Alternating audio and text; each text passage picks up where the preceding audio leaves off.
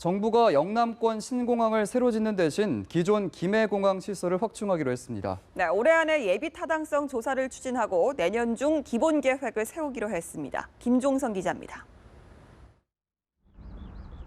신공항 사전 타당성 연구 용역을 벌인 파리공항공단 엔지니어링과 국토교통부는 새 공항 대신 김해공항을 확장하는 방안이 최적의 대안이라는 결론을 내렸다고 밝혔습니다. 국토부는 이번 용역 결과가 항공안전과 경제성, 접근성과 환경 등 공항 입지 결정에 필요한 제반 요소를 종합적으로 고려해 도출된 합리적 결론이라고 설명했습니다. 특히 신공항 후보지 선정 이후 법적, 정치적 후폭풍도 고려했다고도 전했습니다.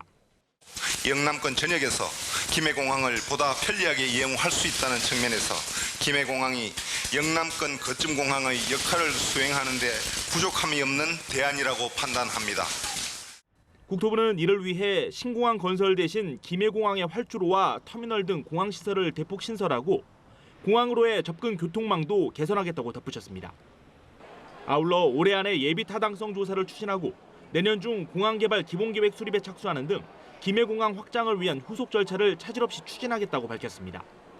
한편 국토부는 입지평가 결과가 나온 만큼 신공항 유치 경쟁을 벌였던 지자체에 발표 결과를 대승적 차원에서 수용해달라고 요청했습니다. 연합뉴스TV 김종성입니다.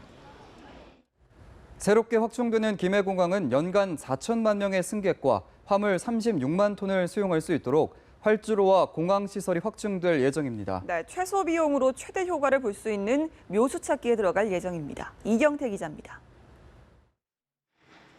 정부는 이번 계획이 기존 김해공항을 보강하는 차원이 아님을 강조하고 있습니다. 활주로와 터미널 등 공항 시설을 대폭 신설하고 공항 접근 교통망도 함께 개선할 방침입니다. 프랑스 파리공항공단 엔지니어링 측은 김해공항 시설을 확충하면 연간 3,800만 명의 승객, 36만 톤의 화물을 소화할 수 있을 것으로 보고 있습니다.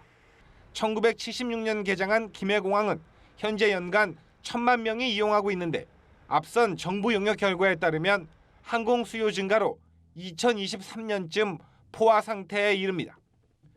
지난 2013년 한국공항공사는 1조 원 정도 비용으로 교차 활주로 1개만 건설해도 2039년까지 수요 증가를 소화하는 데 문제가 없다는 연구 용역 결과를 발표했습니다.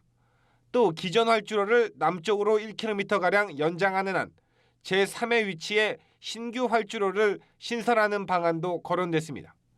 정부는 올해 안으로 예비 타당성 조사를 추진하고 내년엔 공항개발 기본계획 수립에 착수할 계획입니다. 우여곡절 끝에 김해공항 확장이 결정된 만큼 영남권 거점공항으로 거듭날 수 있도록 면밀한 계획안을 마련해야 한다는 목소리가 나오고 있습니다.